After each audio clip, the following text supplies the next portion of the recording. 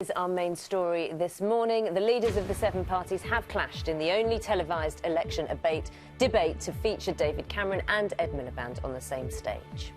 An agreement on the future of Iran's nuclear programme has been reached after talks with 6 major powers in Switzerland. There's the promise of a little bit of sunshine for the Easter weekend. Carol, what's that behind you? That's a hill. This is Isle of Skye. I've actually checked this one out. Isn't it lovely? Hill and sea. Lovely, lovely Naga. Anyway, moving on. Today, we've got quite a messy picture in terms of the weather. There's a lot of cloud around. There's also some rain. But as we head into the Easter weekend, as Naga alluded to there, it's going to be fairly cloudy. There will be some sunnier breaks. But as we head through Monday in particular, it is getting milder and it will feel better anyway because the winds are going to be much lighter than they have been. Now, it's complicated today because we've got 3 fronts crossing us and it's the timing and positioning of those fronts. But as they move away, it will brighten up in the west as high pressure starts to establish itself. But this morning, there's a lot of cloud and general murky conditions across the southwest. We've also got some rain here, hail fog, as we have across South Wales. Move into North Wales and also northwest England. There's some splashes of rain, a lot of hill fog though, with height obviously. And then as we move into Northern Ireland, here too, there's some splashes of rain, more so across western Scotland. We've had some snow in the hills overnight. That snow level is going to continue to rise as we go through the rest of the day. For northeast England, again, cloudy rather like the northwest, with a lot of hill fog and general murky conditions. And then into the southeastern corner, it's cloudy and it's dank. There's some drizzle around, then we run into the heavier rain as we push over in the direction of the Isle of Wight and Gloucestershire. Now, through the course of the day, we've got this rain across Scotland sinking steadily south, merging with the other band of rain. So this area here is going to be fairly murky. Again, some of that rain will be heavy. There'll be hill fog in there too. Ahead of it, still fairly cloudy, but not particularly cold. Behind it, it will be cooler and there still will be a lot of cloud. But for Northern Ireland, you're going to see some sunshine by the end of the afternoon. Now, if you're travelling further afield this weekend, low pressure is dominating central parts of Europe, so the weather here is going to be fairly unsettled. We have high pressure dominating our situation, which means that we're looking at much quieter conditions. Sadly, not wall-to-wall sunshine for the bank holiday weekend, but pleasant enough. Now, on Saturday, there will be a lot of cloud around. We'll have the dregs of today's front in the east first thing, producing just a few showers. They'll tend to fade. We also have another weather front flirting with the north and west of Scotland, introducing some patchy rain and low cloud. But in between, where the cloud breaks and we see some sunshine, it will feel pleasant. For Easter Day, we're looking at, again, a lot of cloud, but a wee bit more sunshine.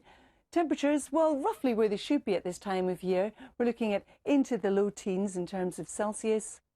And then as we move into Easter Monday, well, if anything, there's going to be more sunshine around. It's not going to be wall to wall, but it will be fairly pleasant. We've got a front flirting with the north and west of Scotland, producing some light rain. But temperatures could get up in the sunshine to the upper teens, Nugget and Charlie, which will feel very nice indeed. Is that a flirty front, is it? Yes, I'm mixing my metaphors all over the place this morning. But yes, a flirty front. That's really hard to say. At least you didn't ask what a hill is. Have you got that picture again for us, Carol? Goodness. Can you get it up for us again? Yes, bear with me 1 second. Not having a good morning. I meant to ask, where is that? And what we need to know now, the thing in the background we now know is a hill. The stuff in the foreground. Just explain that. What is that stuff? This is probably a beautiful picture of the Cullens in the sky. Yeah. You know, so there you go. That's just a water type That's thing. just the water, yeah. Yeah. Basic geography. See, Carol's got it all. She's doing it. Oh, this is going horribly wrong this morning. More for me than you, Carol, trust me. Thanks so much. See you soon. 7:22 is the time now. Easter is earlier this year. It means a long wait until the summer holidays, so thousands of travellers are taking the chance of a long weekend to get away. Anyone choosing to fly is unlikely to experience problems, but it could be a very different story for those of us using the roads or the trains. Big chunks of the rail network are going to be closed over the Easter weekend for engineering work. We can talk to Nina Warhurst, who's at Birmingham Coach Station for us this morning. Nina, it looks pretty quiet behind you now, but I imagine that it's going to be a really busy weekend for coach companies. I'm pretty sure, Naga, they wait until they're about to come for us and then they all scramble onto coaches. It has been really busy. You're going to have to trust me on that one. And that's because at least 5 services this morning to London from Birmingham have sold out. You can just see a queue back there. One lady in that queue said to me, I'm taking the coach to London this bank holiday. I took a chance on the trains at Christmas. Never again. So she's perhaps got the right idea. Now, the last time I checked on the National Rail website, there were 28 different rail services. Hope you can hear me over the tannoy. 28 different services affected, but 90% of rail services will be running on time. But if you are planning a big journey over Easter, it might be a good idea to watch this. Why did they sell tickets to us if they knew the trains were not going to run? Over Christmas, more than 115,000 rail passengers were caught in the chaos of overrunning engineering work. There is lots of rail repair happening over Easter, but they promise to finish by midnight on Monday. The most disrupted route nationally will be the West Coast Main Line. Major works at Watford mean no Virgin or London Midland trains in or out of Euston. There'll also be improvement work between Crewe and Warrington and Carlisle and Glasgow. The South East is set to struggle most, with services diverted in and out of Euston, Paddington, London Bridge and Liverpool Street. So that will add pressure to the roads. National Express coaches have put on an extra 33,000 seats to cope with demand, but they'll be sharing the tarmac with 16 million cars.